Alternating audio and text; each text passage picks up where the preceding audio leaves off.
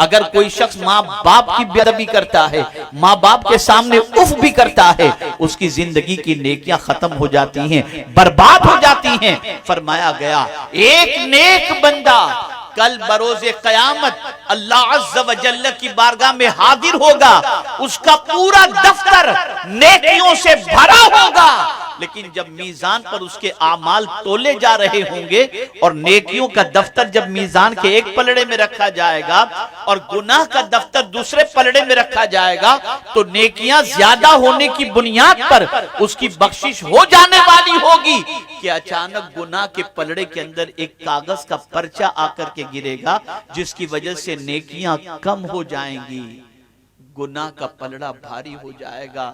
رب فرمائے گا فرشتوں لے جاؤ اسے جہنم میں ڈال دو۔ وہ بندہ پریشان ہو کر عرض کرے گا مولا اس پرچے میں کیا ہے؟ تو بتایا جائے گا زندگی میں ایک مرتبہ تو نے اپنے ماں باپ کے سامنے جو اف کہا تھا نا، یہ اف کہنا اتنا بڑا گناہ کہ تیری زندگی کی ساری نیکیاں ختم ہو گئی۔ آپ ذرا سوچو، ماں باپ کا اتنا مرتبہ، ماں اپنی اطاعت کی فکر کرتی ہے، باپ اپنی اطاعت کی فکر کرتا ہے، بیٹے سے کہتا ہے میری بات مانو، اور اگر کوئی مان لے، غور سے سنیے گا، ماننے والوں نے جب ماں کی بات مانی، ماننے والوں نے جب باپ کی بات مانی اور اطاعت میں زندگی گزار دی، تو کبھی ولایت مل گئی ہے اور کبھی اللہ عز و جل کے قرب کی دولت اس حد تک نصیب ہو گئی جس کی کوئی انتہا نہیں۔ ماں کی بات ماننے پر، باپ کی بات ماننے پر، ماں کی اطاعت کرنے پر، باپ کی اطاعت کرنے پر اللہ اتنا اونچا اجر عطا فرماتا ہے۔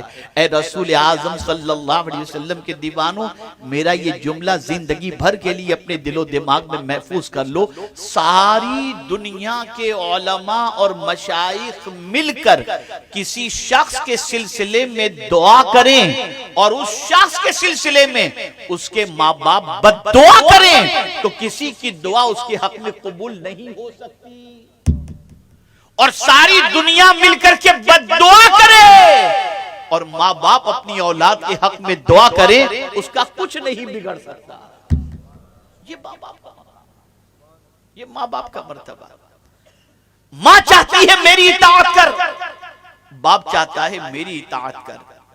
یقیناً ماں باپ کی اطاعت میں اللہ نے ثواب رکھا ہے۔ شوہر چاہتا ہے بیوی میری اطاعت کرے، شوہر کی اطاعت کے اندر بیوی کے لیے فائدہ یہ ہے کہ آقا کریم صلی اللہ علیہ وسلم ارشاد فرماتے ہیں کہ اگر کوئی عورت 5 وقتہ نماز کی پابند ہو، روزے رکھے، حج کرے اور زکوٰۃ دے اور اپنے شوہر کی اطاعت کرے، اس حال میں وہ مری تو کل بروز قیامت جنت کے جس دروازے سے چاہے وہ داخل ہو جائے۔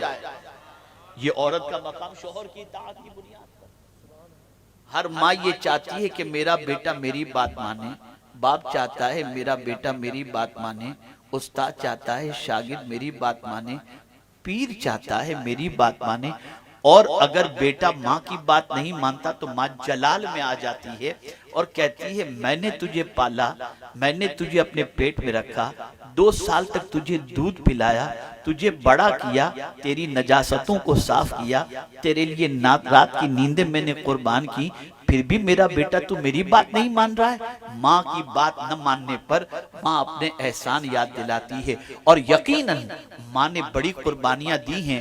ماں کا مرتبہ اتنا عظیم ہے کہ آقا کریم صلی اللہ علیہ وسلم کی بارگاہ میں ایک صحابی حاضر ہوتے ہیں اور عرض کرتے ہیں یا رسول اللہ صلی اللہ تعالی علیہ وسلم، مجھ پر سب سے زیادہ حق کس کا ہے؟ سرکار صلی اللہ علیہ وسلم نے فرمایا تیری ماں کا۔ وہ عرض کرتے ہیں اس کے بعد؟